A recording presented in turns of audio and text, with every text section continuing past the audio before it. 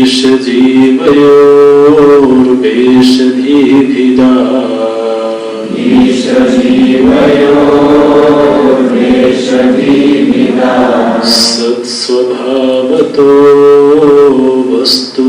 केवलम् सत्स्वभावतो वस्तु केवलम् सत्स्वभावतो वस्तु केवलम् सत्स्वभावतो वस्तु केवलम् वेशहानतः स्वात्मदर्शनम् वेशहानतः स्वात्मदर्शनम् वेशहानतः स्वात्मदर्शनम् वेशहानतः स्वात्मदर्शनम् ईशदर्शनम् स्वात्मरूपतः ईशदर्शनम् स्वात्मरूपतः ईशदर्शनम् स्वात्मरूपतः ईशदर्शनम् स्वात्मरूपतः आत्मसंस्थितिः स्वात्मदर्शनम् आत्मसंस्थितिः स्वात्मदर्शनम् आत्मनिर्भयादात्मनिष्ठता आत्मनिर्भयादात्मनिष्ठता आत्मनिर्भयादात्मनिष्ठता आत्मनिर्भयादात्मनिष्ठता ज्ञानवर्जिता ज्ञानहीनचित् ज्ञानवर्जिता ज्ञानहीनचित् ज्ञानमस्ति किं ज्ञातुमन्तरम् ज्ञानमस्ति किं ज्ञातुमन्तरम् ज्ञानमस्ति किं ज्ञातुमन्तरम् ज्ञानमस्ति किं ज्ञातुमन्तरम् ज्ञातुमन्तरम् ज्ञातुमन्तरम्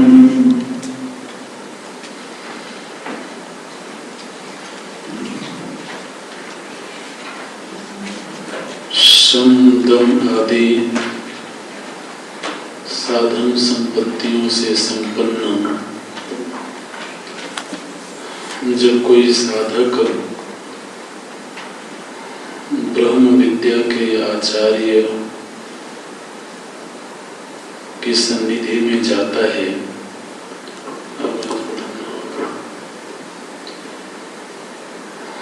और आत्म दर्शन की इच्छा लेकर के आत्म तत्व का अनुभव करने की जिज्ञासा लेकर के वो गुरु की शरण में पहुंचता है तो उसे अनुग्रह पूर्वक करुणा पूर्वक वो आत्मचिंतन की प्रक्रिया का उपदेश करते हैं।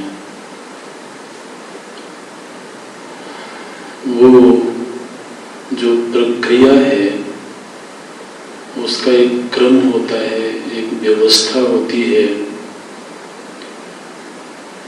और साधक जब उस प्रक्रिया का अनुसरण करता है, आत्मानुसंधान करता है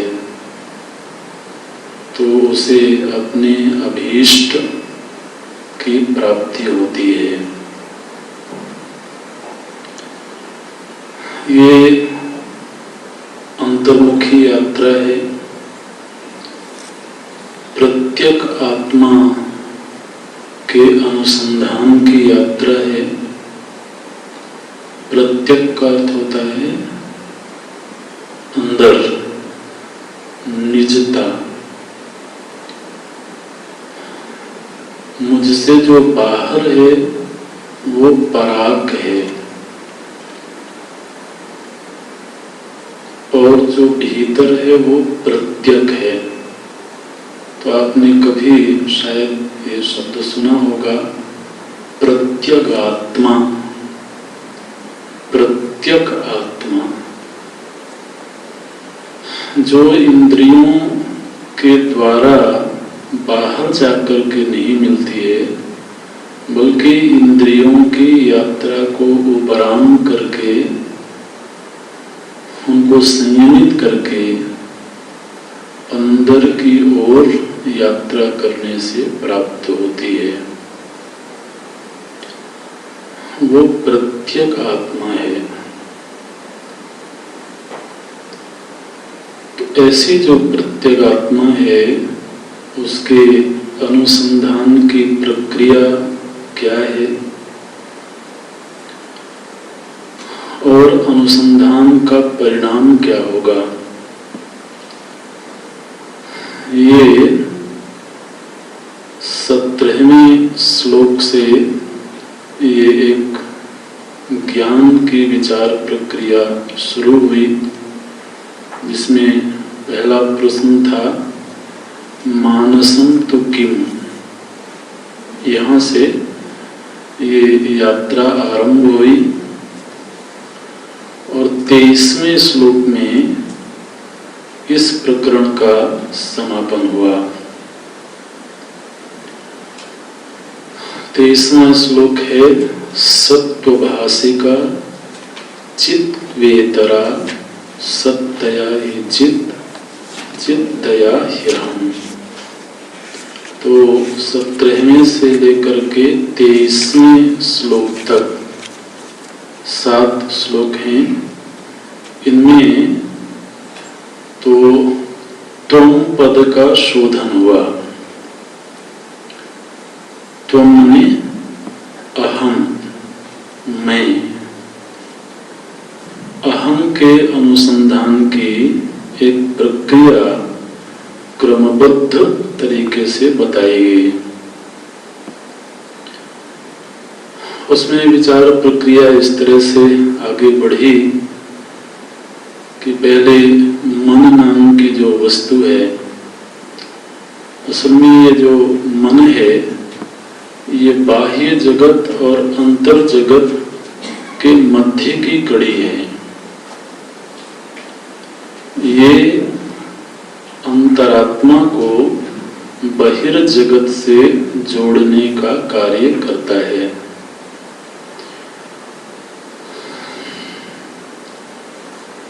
इसलिए ये शुरुआत हुई मन से, मन के स्वरूप का निर्धारण करने से इसकी शुरुआत हुई। पहला निर्णय आया कि वृत्तियों का जो प्रवाह है वो मन है। वो वृत्तियां निरंतर प्रवाहित हो रही हैं। ध्यान में बैठ करके कभी इस सत्य को देखना चाहिए। विचारों का, भावनाओं का अखंड प्रवाह चल रहा है और जब ये प्रवाह हमें समझ में आने लगे तो एक विचार और करना चाहिए कि कोई भी प्रवाह किसी स्थिर धरातल पर ही होता है।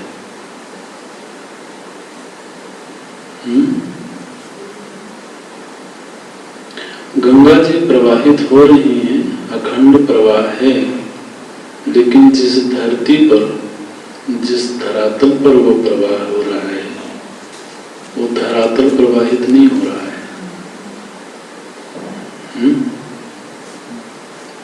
ध्यान जाता है।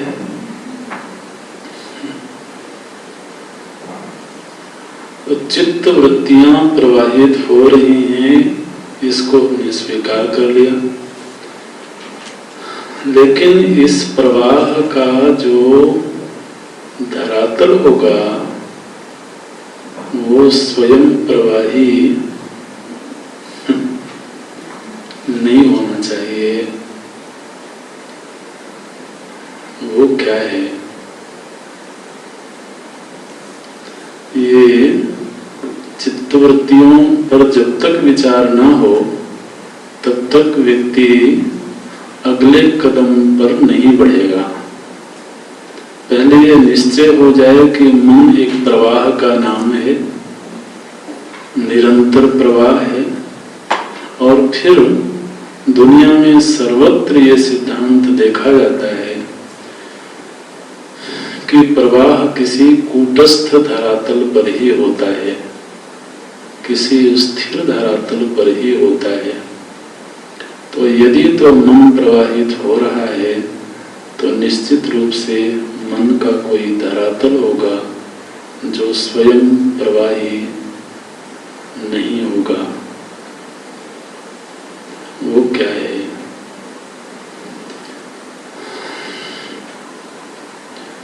अनुसंधान करने पर शुरू में ये पता लगा कि वो अहम है ना? तो जितनी इदम वृत्तियां हैं वो अहम वृत्ति पर आश्रित हैं, लेकिन जिस अहम पर आश्रित हैं वो अहम स्वयं भी प्रवाही निकल आया, वृत्ति रूप निकल आया। इसलिए वो भी एक प्रातीतिक प्रवाह है, ये निश्चय हुआ। जो सीमित अहम है, व्यक्तित्व के रूप में भासमान अहम है, वो भी एक प्रतीति है, ऐसा निश्चय हुआ। और ये निश्चय, जितने भी निश्चय हैं, ये विचार से ही प्राप्त होते हैं, ये केवल एकाग्रता से नहीं प्राप्त हो सकते।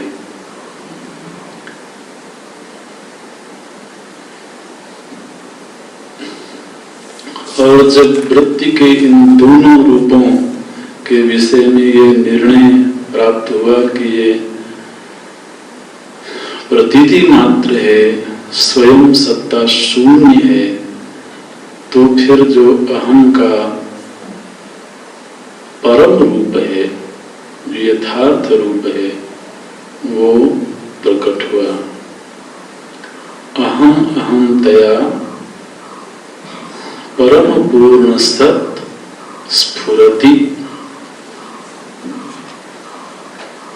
हृत स्थले स्फुरति। ऐसे वो जो चेतन तत्व है, असल में तो उसको कोई सीमित कर नहीं सकता।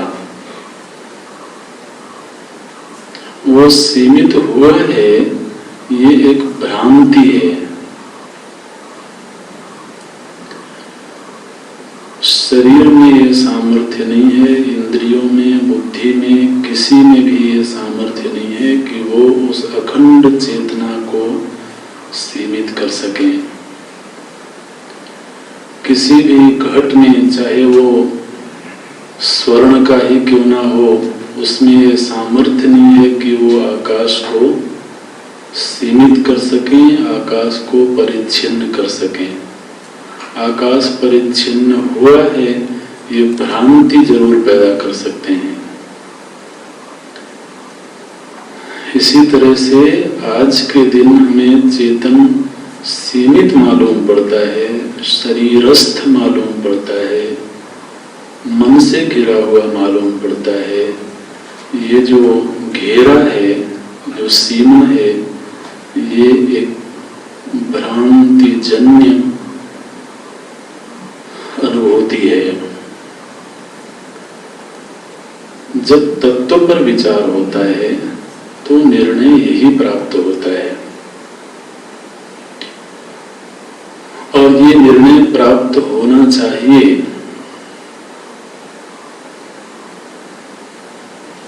तभी अद्वितीय तत्व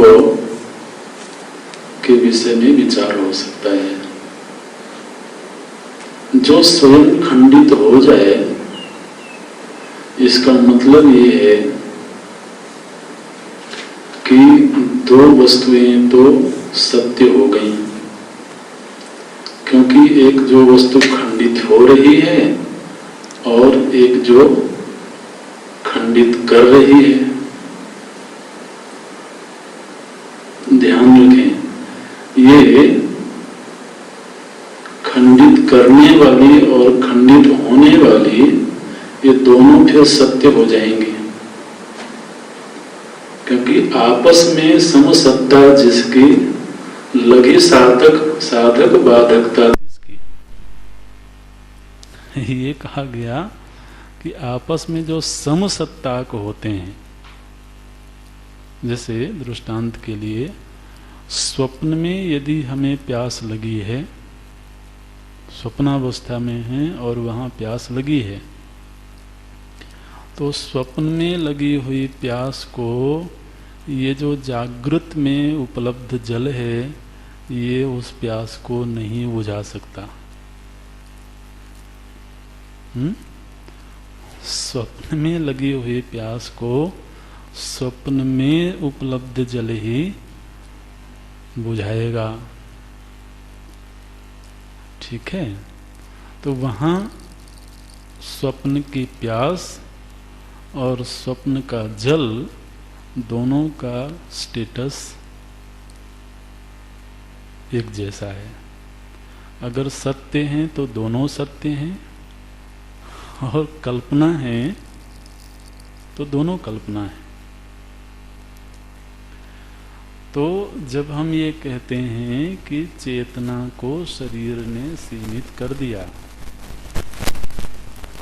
तो फिर जितना सत्य चेतन है उतना ही सत्य शरीर को भी होना पड़ेगा। और सत्य दो नहीं होते हैं, सत्य केवल सत्य होता है। तो या तो शरीर को सत्य मान लिया जाए या फिर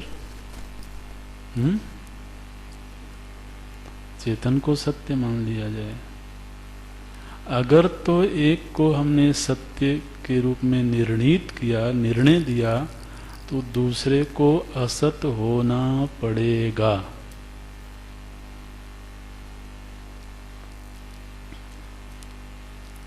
और जो वस्तु असत कोटि में चली जाती है वो कभी भी सत को सीमित नहीं कर सकती है, कभी नहीं कर सकती है। देखिए, जो नीला गुलाब है या नील कमल है, तो वहाँ पर कमल का पुष्प और नीलिमा दोनों सत्य हैं, दोनों का धरातल एक है। इसलिए वो नीला रंग उस पुष्प को नीला कर देता है। लेकिन आकाश का और नीलिमा का धरातल एक जैसा नहीं है। वहाँ नीलिमा एक कल्पना है और आकाश एक वस्तु है। तो जो काल्पनिक नीलिमा है वो आकाश को कभी भी नीला नहीं कर सकती है। ये सिद्धांत कुछ पकड़ में आ रहा है? कोशिश करें जितना आए तो आए। इसी तरह से यदि हम ऐसा मानते हैं कि वो जो सत है, जो चित तत्व है, वो व्यापक है, वो अखंड है, वो निर्विकार है, निराकार है, तो दूसरी जो भी वस्तु है उसको फिर असत ही होना चाहिए, काल्पनिक ही होना चाहिए। और वो काल्पनिक वस्तुएं कभी भी उस चेतन तत्व को सीमित नहीं कर सकते।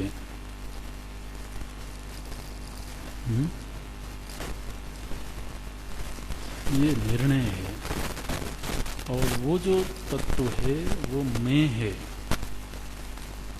वो इदम के रूप में नहीं है, बल्कि वो अहम वस्तु है, जिसको हम आज के दिन मैं कह रहे हैं। वो मैं का ही यथार्थ रूप है। सत्तया ही चित्त चित्तया ही अहम। श्लोक याद नहीं है अगर तो कम से कम ग्रंथ सामने रखें। जो सत्य है वो स्वयं को जानता है कि मैं हूं, और जो स्वयं को जानता है वो कोई और नहीं है बल्कि वो मैं है, जिसको हम आज के दिन मैं कह रहे हैं। और एक सिद्धांत और बता देते हैं, जो वस्तु मैं से भिन्न हो जाएगी वो कभी भी चेतन नहीं रहेगी। मैं से भिन्न होते ही वो वस्तु जड़ हो जाएगी।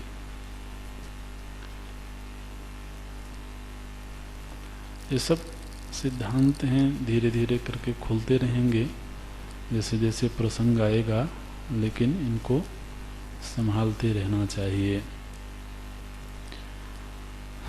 तो यहाँ 23वें श्लोक में ये विचार प्रक्रिया एक तरह से पूरी हो गई, और आत्मानुसंधान का जो अंतिम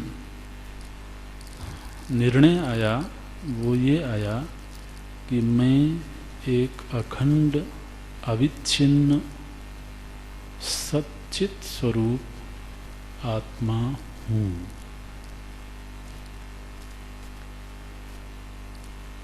अच्छा, अब 24वें श्लोक से एक दूसरा विषय भगवान लेते हैं, और वो एक दो श्लोकों में ही वो विषय पूरा हो जाता है। विषय ये है कि हालांकि थोड़ा सा संक्षेप में तत्वबोध का अध्ययन करते समय भी इस विषय को लिया गया था। विषय ये है कि वो साधक और समाज में बाकी लोग भी ऐसा कहते हैं, सुनते हैं कि जो आध्यात्मिक साधक है उसको भगवत प्राप्ति का उपाय करना चाहिए। तो जब ये बात कही जाती है कि भगवान का दर्शन करना है, भगवान की प्राप्ति करनी है, तो इस कथन के पीछे पहली बात तो ये है कि भगवान नाम की कोई वस्तु है, ये हम स्वीकार करते हैं। क्यों स्वीकार करते हैं? इसलिए स्वीकार करते हैं कि हमारा जो अनुभव है उस अनुभव में अभी मोटे तौर पर दो चीजें हैं। एक तो मैं हूं और एक मेरे सामने दुनिया है। ये दो चीजें हैं, इसमें कोई संदेह नहीं है, किसी को संदेह नहीं है। नास्तिक को भी संदेह नहीं है। नास्तिक को भी कम से कम अपने होने में बिल्कुल संदेह नहीं है। ईश्वर है कि नहीं, चाहे भले वो संदेह का विषय बन जाए, लेकिन उसको अगर कह दिया जाए कि जैसे ईश्वर नहीं है ऐसे ही तुम भी नहीं हो, तो महाराज भड़क जाएगा। तुमने समझ क्या रखा है? तो मैं हूं, इसमें किसी को संदेह नहीं है। और दूसरा, मेरे सामने एक दुनिया है, एक जगत है, इसमें भी किसी को कोई संदेह नहीं है। और एक तीसरी बात है। तीसरी बात यह है कि हम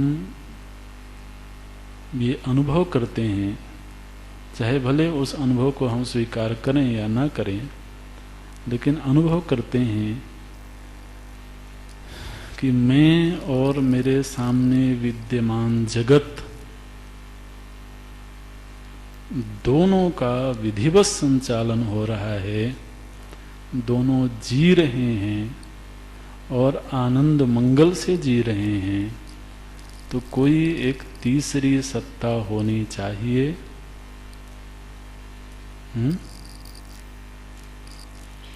वो कैसी है, कहाँ है, ये तो आगे की बात है, लेकिन कम से कम इतना सत्य तो हमें समझ में आना चाहिए, आता है कि एक तीसरी सत्ता अवश्य है, जिसके किए से ये जगत चल रहा है। राम की न चाहें सोई होई, करई अन्यथा अस नहीं कोई।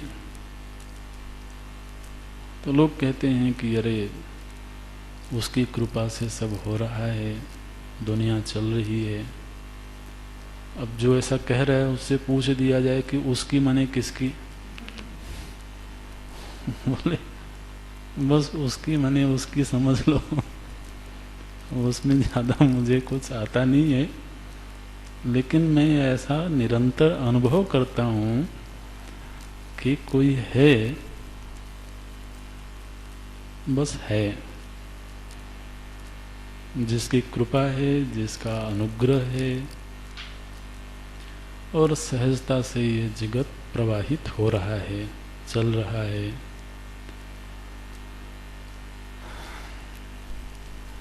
और अगर व्यक्ति थोड़ा सत्संग करने लगा, उपासना का आश्रय लेने लगा, संत सानिध्य प्राप्त हुआ, तो फिर ये सुना कि हमारा कर्तव्य है कि वो जो सत्ता है वो हमारा उपास्य है, हमें उन्हें पाने का प्रयत्न करना चाहिए।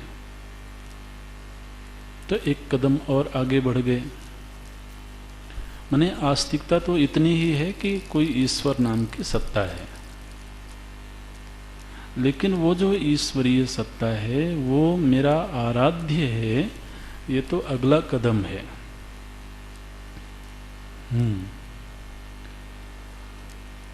और उसको ईश्वर क्यों कहा हमने माने दुनिया ने कहा उसको ईश्वर क्यों कहा?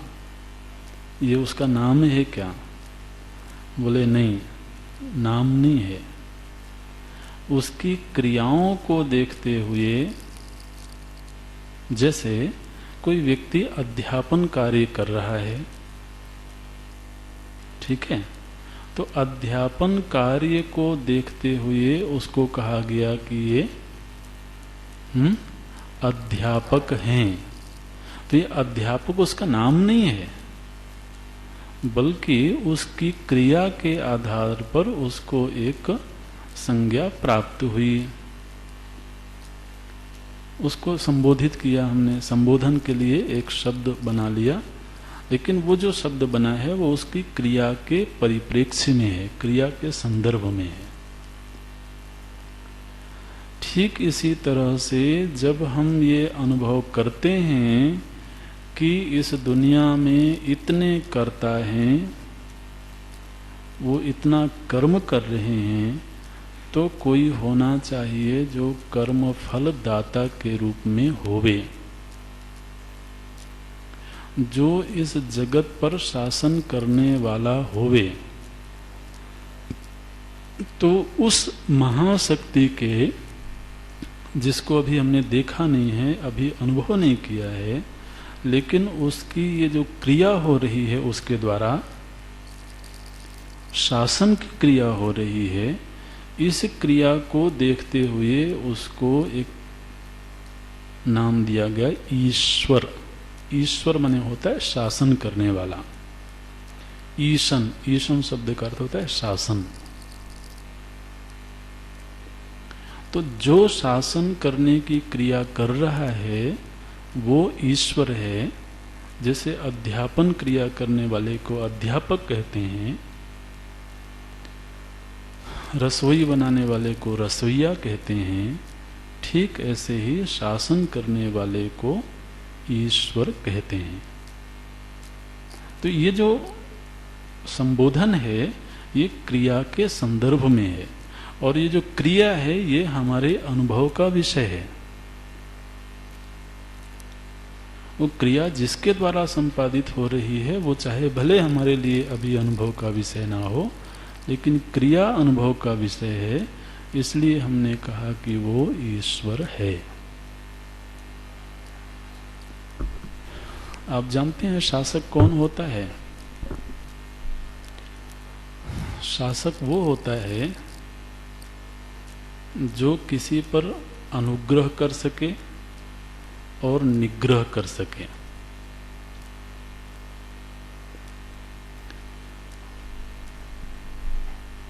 और जो किसी के कर्मों का उचित तरीके से फल दे सके। तो हमने यदि कोई कर्म किया है तो हमें जो भी फल देने वाला होगा वो हमारे ऊपर शासन कर रहा है, हमारा शासक है। तभी जरूरत पड़ने पर वो हमें दंड भी देता है और जरूरत पड़ने पर वो हमें वात्सल्य भी देता है, कृपा भी करता है। तो अनुग्रह भी होना चाहिए और निग्रह भी होना चाहिए। निग्रह का अर्थ होता है दंड देना और अनुग्रह का अर्थ है कृपा करना। तो मैं और मेरे सामने विद्यमान जगत से भिन्न एक तीसरी सत्ता है जो ईश्वर है, ये निर्णय हो गया। और वो शासक है, वो हमारे कर्म फल का दाता है।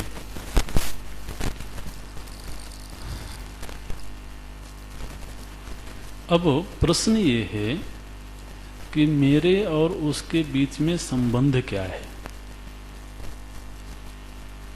वो है ये तो स्वीकार कर लिया, लेकिन मेरा और उसका संबंध क्या है, क्या होना चाहिए, ये एक विचार का विषय सामने आता है। तो बोले कि देखो, तुम्हारे और उसके बीच का जो संबंध है ये इस बात पर निर्भर करेगा कि तुम अपने आप को क्या मानते हो।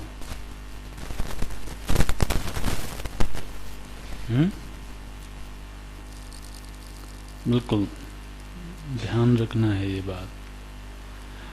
मेरा और उसका संबंध इस बात पर निर्भर होगा कि पहले मैं ये निर्णय करूं कि मैं स्वयं को क्या मानता हूं।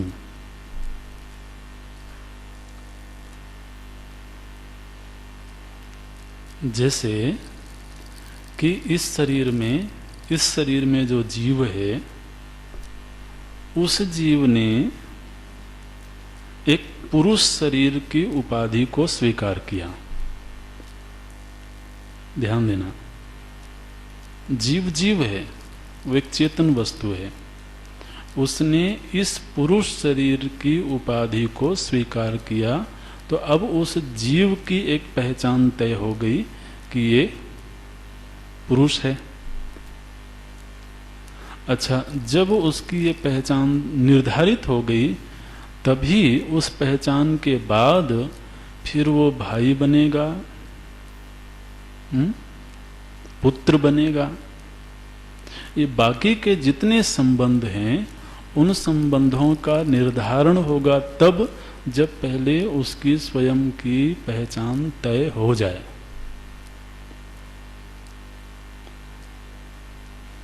अगर तो ये विज्ञान समझ में आता है, ये सहज है, ये तो व्यावहारिक बात है। तो इसी तरह से ईश्वर का मेरे साथ क्या संबंध बनेगा, ये इस बात पर निर्भर करेगा कि पहले मैं स्वयं निर्धारित करूं कि मैं अपने आप को क्या मानता हूं। यदि मैं अपने आप को कर्म करने वाला मानता हूं, तो फिर वो जो ईश्वर है वो कर्म फल दाता होगा।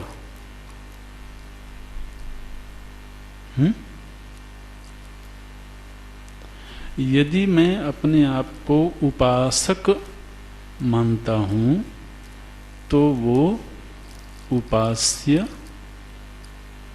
बोलिए होना चाहिए। मानो कि थोड़ी देर के लिए मैं उपासक नहीं हूं, तो वो जबरदस्ती आकर के कहेगा कि मैं उपास्य हूं? नहीं, वो उपास्य बनता है तब जब मैं उपासक बनता हूं। वो कर्म फल दाता बनता है जब मैं कर्म करने वाला होता हूं, क्योंकि मैंने कर्म किया है तो मुझे कर्म का उचित तरीके से फल चाहिए। जब मैं भोक्ता होता हूं तब वो योगक्षेम का वहन करने वाला होता है। योगक्षेम मुझे चाहिए तो कोई हो जो मेरे योगक्षेम को संभाले, उसका वहन करे।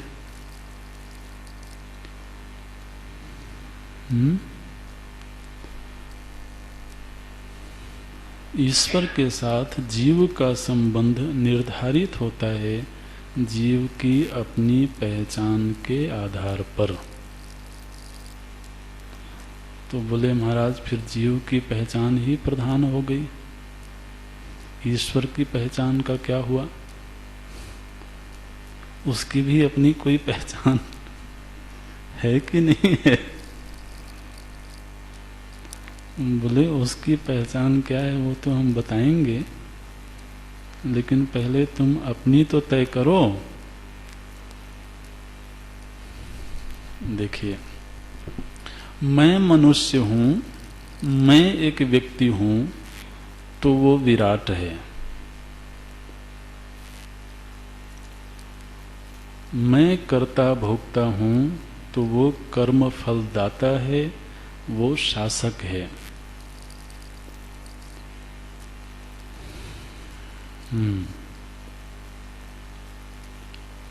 यहां पर जो संबंध बनता है वो अंग अंगी संबंध बनता है।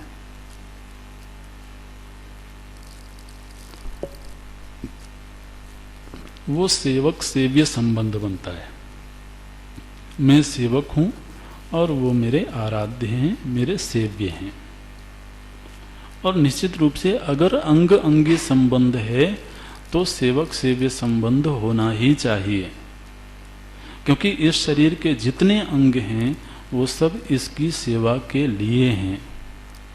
यदि हम ऐसा मानते हैं कि अंग अंगी संबंध है तो इस संबंध का कथन करते ही ये तय हो गया कि फिर सेवक सेव्य संबंध ही होगा।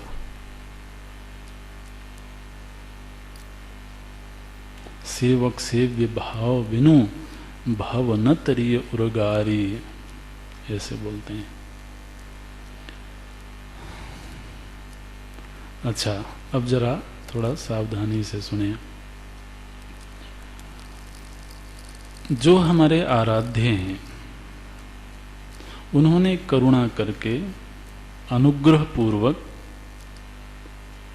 हमारे योगक्षेम का वहन करते हुए हमें योगक्षेम की चिंता से निश्चिंत करके गुरु की शरण में ले गए। योगक्षेम का वहन पहले भी कर रहे थे, अभी भी कर रहे हैं और अनुग्रह पूर्वक कर रहे हैं।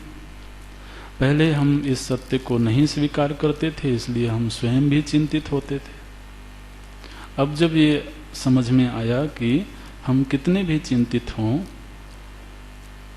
वहन तो उन्हीं के द्वारा हो रहा है, तो जब वो साधक, वो आराधक योगक्षेम की चिंता से मुक्त हुआ और फिर उन्होंने अनुग्रह पूर्वक उनको गुरु सानिध्य प्रदान किया, शास्त्र की शरण में ले गए और उन्हीं के अनुग्रह से गुरु शिष्य का संबंध बना और फिर उनमें एक दीर्घकालिक ब्रह्म विद्या के विचार का प्रवाह चला, प्रमाण व्यापार हुआ वो सब भी उन्हीं के अनुग्रह से हो रहा है। और उस अनुग्रह के परिणाम स्वरूप जो साधक था उसको ये समझ में आया, और ये समझ भी उन्हीं के अनुग्रह से मिली। क्या समझ में आया? कि मैं कर्ता नहीं हूं, मैं भोक्ता नहीं हूं, मैं मनुष्य नहीं हूं। ये समझ भी अनुग्रह से ही प्राप्त हुई। तो क्या हुआ? बोले अब उसकी पहचान बदलने लगी। अब उसकी पहचान बदल गई। अब वो कर्ता नहीं है, भोक्ता नहीं है। तो पहचान बदलेगी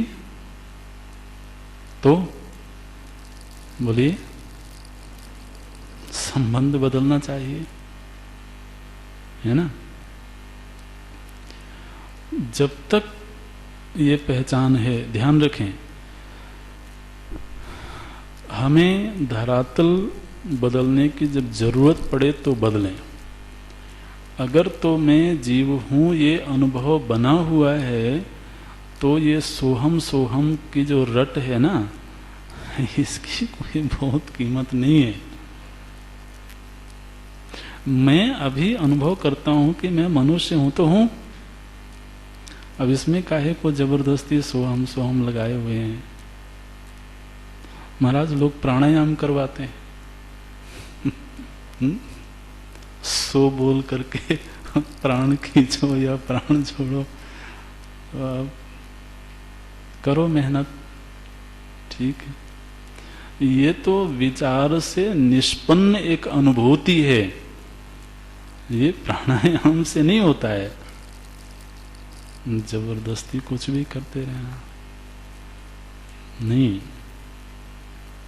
तो यदि मैं मनुष्य हूं, यदि मैं कर्ता भोक्ता हूं, तो वो मेरे प्रभु हैं और मेरा ख्याल रखते हैं, बहुत ख्याल रखते हैं। आपको पता है, निज अपराध रिसाही न काऊ, सुनु सुरेश रघुनाथ सुभाऊ, निज अपराध रिसाही न काऊ। भरत जी जा रहे थे भगवान से मिलने के लिए, भगवान को वापस लाने के लिए। हम देखिए रामायण बीच में तो देवताओं की दुखी लग गई। सोचे कि हमने इतनी सारी योजनाएं बनाई थी, इतने षड्यंत्र किए थे कि किसी तरह से भगवान वनवास को जाएं और वहां रावण के साथ में उनकी दुश्मनी हो और रावण का वध करें। अब हमें लगता है कि हमारी वो सारी योजना धराशायी होने वाली है। क्यों? क्योंकि भरत जी जा रहे हैं राम जी को वापस लाने के लिए, और भरत जी जैसे प्रेमी भगवान के कुछ चलेगी नहीं वहां, ये पक्की बात है। जो भरत जी कहेंगे वो राम जी करेंगे। इसलिए तो देवताओं ने अपने गुरु बृहस्पति जी से कहा कि जरा कोई उपाय बताइए कि भरत जी की मति को फेर दें। गुरुदेव ने कहा ऐसी बेवकूफ़ी बिल्कुल मत करना। भरत जी के साथ छेड़छाड़ करोगे तुम्हारी तो खटिया खड़ी हो जाएगी।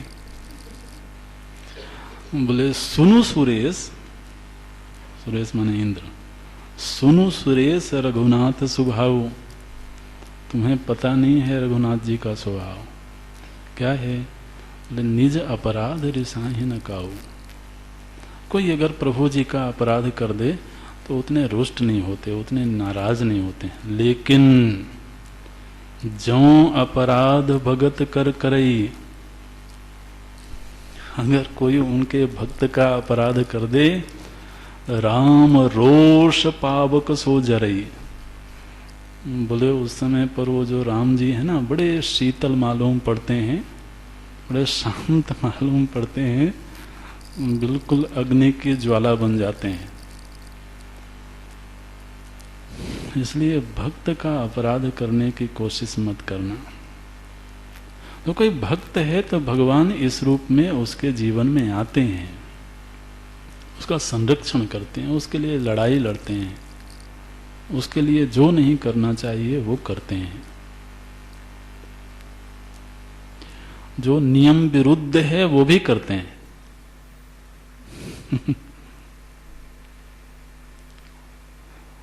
तो ये तो मैं भक्त हूं इसलिए उनका ये रूप है और वो मुझे चाहिए। लेकिन उन्हीं के अनुग्रह से जब ये समझ में आया कि मैं शुद्ध चेतन हूं, उपाधि रहित, उस समय पर परमात्मा का क्या रूप होगा। 24वां श्लोक देखिए। ये इस पृष्ठभूमि को ध्यान में रखते हुए ये श्लोक देखेंगे तो ये श्लोक पकड़ में आ जाएंगे। बोलते हैं ईश जीवयोहो, द्विवचन है, ईश और जीव, ये दो अलग अलग हैं। ईश मने ईश्वर भगवान और जीव, जीव मने मैं। तो ईश जीवयोहो वेशधि भिदा। बोलते हैं ईश्वर में और जीव में भेद है,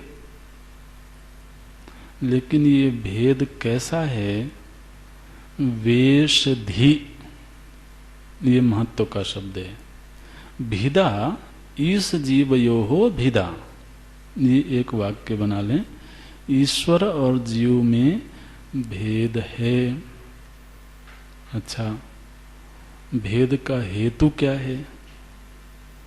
बोले भेद का हेतु ये है कि दोनों ने अलग अलग तरह के वस्त्र पहने हुए हैं। ये भगवान रमण महर्षि के वक्तव्य हैं। वेशधि, वेश आप जानते हैं ना, वेश, वेश माने वेशभूषा, जो वेशभूषा। बोले बात यह है कि ईश्वर जो है उसने अलग तरह का वेश धारण किया हुआ है और जो जीव है उसने अलग तरह का वेश धारण किया हुआ है। जीव ने कौन सा वेश धारण किया है?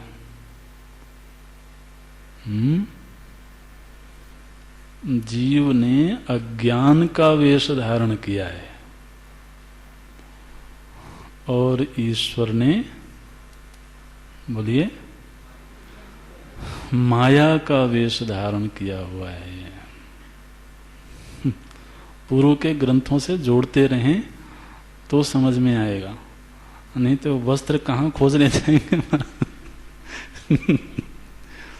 वेश में कोई लाल पीला वेश थोड़ा।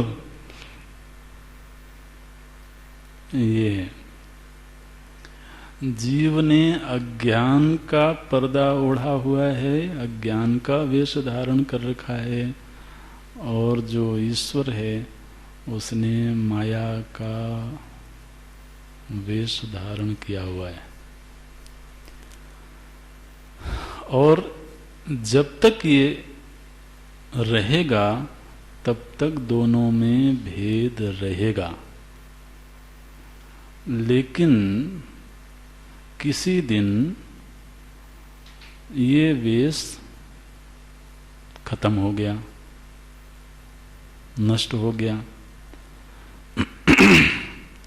अभी बड़ी ही सूक्ष्म विचारधारा है। वेश है तो भेद है। वेश जब तक है, भेद तब तक है। अगली पंक्ति में क्या कहते हैं? सत स्वभाव। तो सत स्वभाव का अर्थ है कि अब वो वेश हट गया। अज्ञान रूपी जो पर्दा था वो जब हटा तो सत स्वभाव माने जो उसका वास्तविक रूप था, जो तत्व रूप था, वो बेपर्दा हो गया। तब क्या है? बोले फिर ना जीव है ना ईश्वर है, वस्तु केवलम। फिर केवल और केवल वो सत्य वस्तु है, केवल सच्चित आनंद स्वरूप तत्व है।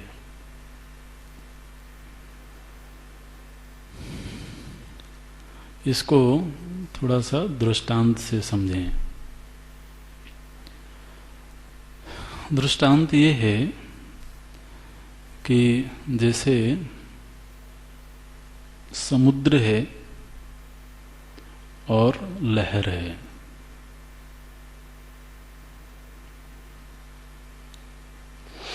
लहर भी एक आकार का नाम है और समुद्र भी एक आकार का नाम है। लहरें अनेक हैं, समुद्र एक है। लहरें सीमित हैं, समुद्र असीम है। लहरों की सामर्थ्य थोड़ी सी है, समुद्र की सामर्थ्य बहुत है। लहरों में अनेकता होने से एक लहर दूसरी लहर से भिन्न है, आकार में भिन्न है, सामर्थ्य में भिन्न है। लेकिन लहर भी एक आकार विशिष्ट जल है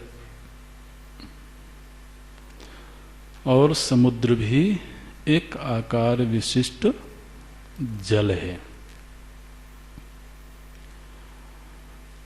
अच्छा, लहर का जो आकार है उसको खत्म कर दें और समुद्र का जो आकार है उसको खत्म कर दें, तो फिर क्या है? जल है। फिर वहां उस जल को लहर या समुद्र ऐसा कहेंगे? तब केवल उसको जल कहेंगे। दृष्टांत के साथ सिद्धांत को उसका साम्यांश देखें। लहर क्या है? बोले लहर जीव है। और सागर क्या है? बोले ईश्वर है। और जल जो है वो ब्रह्म है।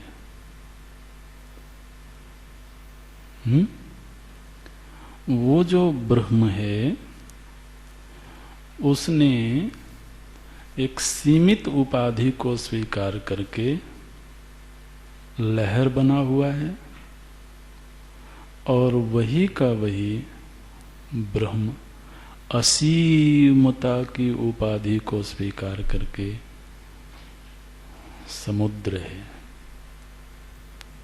लहर जब तक लहर के रूप में है वो समुद्र पर आश्रित रहेगी, समुद्र में रहेगी, समुद्र के द्वारा पोषित होती रहेगी।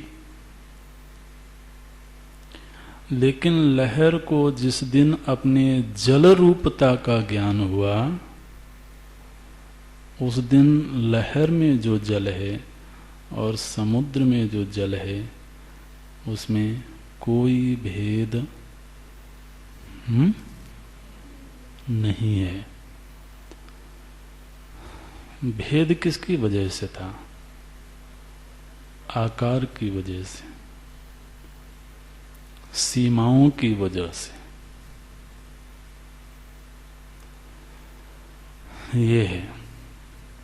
अब इस प्रसंग में हमें जो सावधानी से समझना है वो ये समझना है कि जब ईश्वर माया की उपाधि से उपहित हुआ तो वास्तव में वो माया से सीमित नहीं हुआ, वो तभी भी ब्रह्म ही है। लेकिन जो जीव है, चूंकि ये अज्ञान की सीमा से घिरा हुआ है, इसलिए इसे ईश्वर भी माया से उपहित मालूम पड़ता है। ईश्वर तब भी ब्रह्म है, तब भी वो निर्विकार है, निराकार है, वो शुद्ध चिन्मय तत्व है। जिस समय पर वो एक व्यक्ति के रूप में लीला कर रहे हैं, तब भी भगवान श्री राम जी माता जानकी जी की खोज करते हुए विलाप करते हैं, बहुत विलाप करते हैं, पशु पक्षियों से पूछते हैं। और ऐसे विलाप करते हुए वो वन में विचर रहे हैं, खोज रहे हैं, और भगवान महादेव ऊपर से जा रहे हैं। उन्होंने दर्शन किया और वहां से प्रणाम करते हैं, जय सच्चिदानंद जग पावन, अस कही चले मनोज न सावन। तो वहां से माता जान पार्वती जी भी साथ में थी, ऊपर से ही प्रणाम करते हैं भगवान को और बोलते हैं जय सच्चिदानंद जग पावन। माता पार्वती जी को लगा कि एक रोता हुआ व्यक्ति जंगल में भटक रहा है और हमारे प्रभु जी कह रहे हैं कि जय सच्चिदानंद आनंद। अगर वो आनंद रूप होता तो रोता क्यों? तो जिस समय पर वो एक व्यक्ति के रूप में लीला करते हैं, उस समय भी वो सच्चित आनंद स्वरूप ही हैं। उनको अपने यथार्थ की विस्मृति नहीं है, लेकिन हम जो जीव हैं, हमें अपने सत्स्वरूप की विस्मृति है। ये इस विभाग को हमें ध्यान में रखना है। ये श्लोक अब हम समझते हैं कि शायद थोड़ा समझ में आएगा। ईश जीवयो वेशधि भिदा, माने पूर्व ग्रंथ से आप जोड़ के देखें तो ये औपाधिक भेद है ना। उपाधि जब तक है तब तक इन दोनों में भेद रहेगा, और उपाधि विनिर्मुक्त शुद्ध ये वेशहानतः। अगला श्लोक देखिए, वेशहानतः, जैसे वेश माने उपाधि, आप उपाधि शब्द को जोड़ के रखना तो ये शब्द समझ में आएंगे। वेशहानतः, जैसे ही उपाधियों का नाश हुआ, उपाधियां ध्वस्त हुई, स्वात्म दर्शनम, उपाधि का नाश होते ही अपने आत्म तत्व का दर्शन हुआ, और वो जो आत्म दर्शन है वही ईश दर्शन है। वेशहानतः स्वात्म दर्शनम, और वो जो स्वात्म दर्शन है वही ईश दर्शन है। ईश दर्शनम स्वात्म रूपतः। वहां फिर उनका दर्शन करने के लिए कहीं किसी लोक में जाने की कोई आवश्यकता नहीं है। मैं जहां हूं वहीं मिल गए, तब कहां कहां भटकते रहेंगे, कब तक भटकते रहेंगे। और महाराज भटकते रहते हैं, कभी कभी जो उनके द्वारपाल है ना, वो अंदर जाने भी नहीं देते हैं, रोक देते हैं। ये तो बहुत गड़बड़ बात है। सनकादि ऋषियों को रोक दिया उन्होंने। अब क्या करोगे? सनकादि ऋषि भगवान के अनन्य भक्त हैं और ब्रह्म ज्ञानी संत हैं। जब ऐसे महापुरुषों को भी उनके ये पहरेदार रोक सकते हैं, तो आप समझो कि हम लोग फिर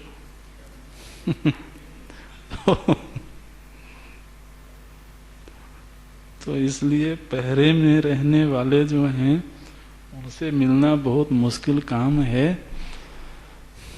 अच्छा ही हो कि हम जहां हैं वहीं मिल जाएं वो।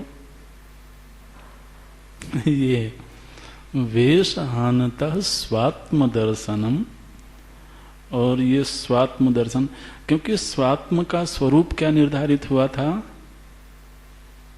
सच्चित आनंद, यही निर्धारित हुआ था ना।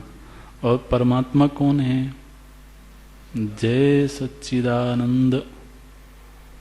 स्वात्म दर्शनम ईश दर्शनम, और वो ईश दर्शनम पराया के रूप में नहीं, स्वात्म रूपतः।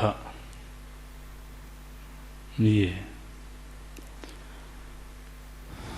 तो ये जो प्रश्न उठाया गया था कि जीव और ईश्वर के मध्य संबंध क्या है, तो अब ये शायद थोड़ा समझ में आ रहा होगा कि जीव जब तक जीव के रूप में है, जब तक व्यक्ति के रूप में है, तब तक वो आराध्य हैं, उपास्य हैं, विराट हैं। और जीव जब अपने आप को शुद्ध चेतन के रूप में अनुभव करता है, तब वो जीव वही है जो ईश्वर है। तो दोनों में एक रूपता कहाँ है और दोनों में भेद कहाँ है, इसको हमेशा समझ के रखना है। कई बार समझ अधूरी होती है तो लोग वेदांतियों के ऊपर आरोप करते हैं कि बताओ स्वयं ही ईश्वर बनने घूम रहे हैं, स्वयं को ही ईश्वर बना लिया। अरे भैया, वेदांत ने ये कभी नहीं कहा कि जो लहर है वो समुद्र है। लहर लहर है और समुद्र समुद्र है।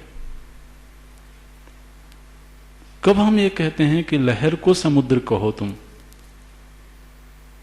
नहीं, हम ये कहते हैं कि जल की ओर दृष्टि डालो,